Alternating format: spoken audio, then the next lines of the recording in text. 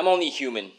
So I thought I knew a lot, but apparently not. So I've spent a few more days with the DJI FPV drone, and it turns out it's actually quite great. So what has made me change my mind? Okay, like and subscribe, just stay until the end, and you are going to learn something today.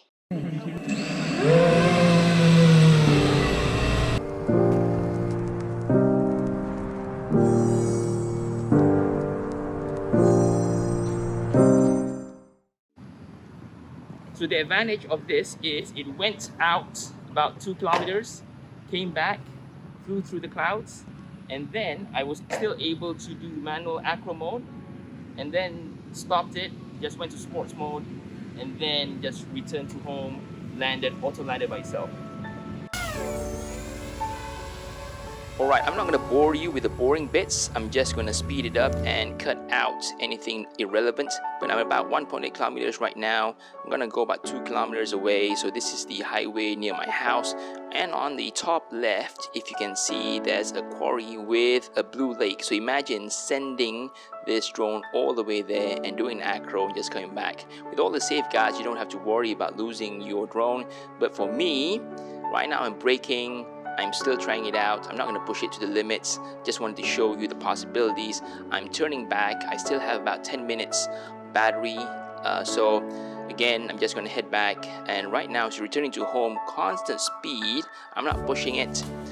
And I'm just enjoying the view, going into the clouds right there. This is something that you would never ever do with a drone or a quad. And even a long-range quad, you probably wouldn't push it this high up. Just that because you don't want the quad to be fighting the wind up here. But because of the control system of DJI, you're fairly stable. So right now, I'm back where I started, but I'm going to change it into manual mode. Okay, so DJI actually has a few things you have to do with the stick in order to change the manual mode. Alright, now in manual, acro, I'm pointing the camera up so that I can have the camera tilt that I require. Okay, so now I'm able to do whatever I usually want to do when I'm in acro. Okay, I'm not the best acro pilot, but again, this is a possibility where you can actually send it where you want it and then do your acro. Okay, so now I'm just returning to home, press the returning to home button. So again, everything's safe, no issues. Right, landing it right now.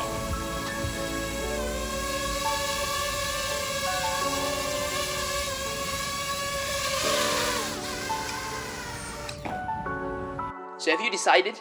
Are you going to buy into the hype of the DJI FPV drone? Are you going to stick with your analog or DJI digital? So just a reminder, if you wanted to fly out that far, you're going to need something like a long range like this, a 4-inch below 250 grams with a lithium ion battery, or you can go large 6-inch or 7-inch and really have a lot of lipos on board.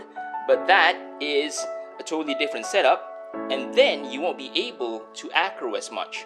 Or you're going to go with something light like this, which may be able to last you for 8 minutes.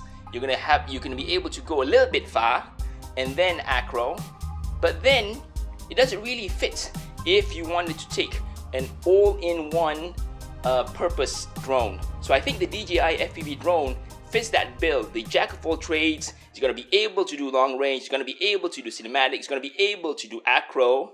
And just imagine if you are on a mountainside, you really don't want to climb up, so you send the FPV drone up automatically to that hillside and then turn on manual and then acro your way down. So just imagine the possibilities, and especially when you're traveling, right? You don't want to carry 2 or 3 drones. You'll be able to just do all that with one DJI FPV drone. So hopefully you've learned something today, and I'm sorry I made a mistake. Bye bye.